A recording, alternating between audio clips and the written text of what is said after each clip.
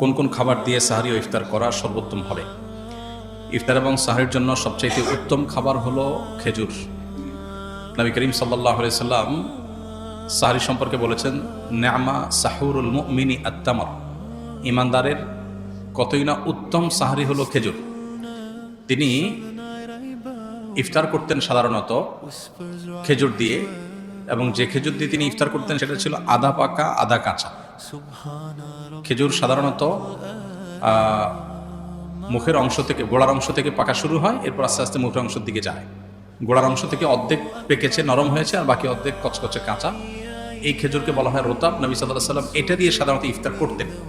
গরমের সময়, রমজান হলে এটা পাওয়া যায়।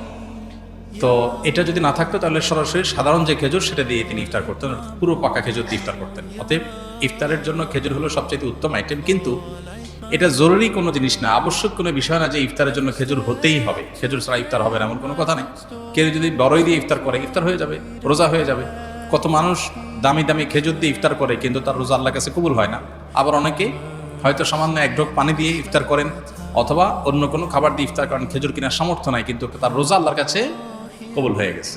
এই জন্য রোজার সাথে এই ইফতারের আইটেমের সম্পর্ক তেমন গভীর কোনো সম্পর্ক নাই। তবে হ্যাঁ, সামর্থ্য যখন থাকবে অনেক কিছুর, তখন খেজুরকে আমরা অগ্রাধিকার দেব সুন্নাহ হিসাবে নবী সাল্লাল্লাহু আলাইহি ওয়াসাল্লাম। আল্লাহ আমাদেরকে তৌফিক দান করুন। ঠিক একইভাবে সাহরির জন্য এই একই খাবারকে বিশেষভাবে গুরুত্ব দেওয়া উচিত। সাহরিতে আমরা সাধারণত ভাত, মাছ যাই খাই না কেন, একটা খেজুর আমরা খেয়ে নিতে পারি, একটু খেজুর খেতে পারি, দুটো খেজুর খেতে পারি, তাহলে সেক্ষেত্রে আমাদের সাহরিতে খেজুর খাওয়ার যে সুন্নাহ সেটা আদায় হয়ে যাবে ইনশাআল্লাহ। আরেকটা গুরুত্বপূর্ণ বিষয় হলো যে খেজুরের মধ্যে প্রচুর পরিমাণে খাদ্য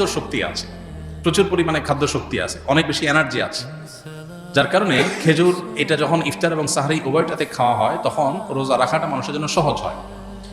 আর সবচেয়ে বড় কথা হলো নবী করিম সাল্লাল্লাহু আলাইহি ওয়াসাল্লাম সুন্নাহ, অতএব সেই চেষ্টাটা আমরা করব। কিন্তু কারোর যদি খেজুর কেনার সামর্থ্য না থাকে, কেউ যদি খেজুর ছাড়াও ইফতার করে, যেটা বলছিলাম, তার রোজার সওয়াবে কোনো ঘাটতি হবে না, বরং রোজা নির্ভর করে তার তাকওয়ার উপরে, তার রোজার যে দাবি আছে, রোজার যে অন্তর্নিহিত দিকগুলো আছে সেগুলো বাস্তবায়ন করার উপর। আল্লাহ আমাদেরকে তৌফিক দান করুন।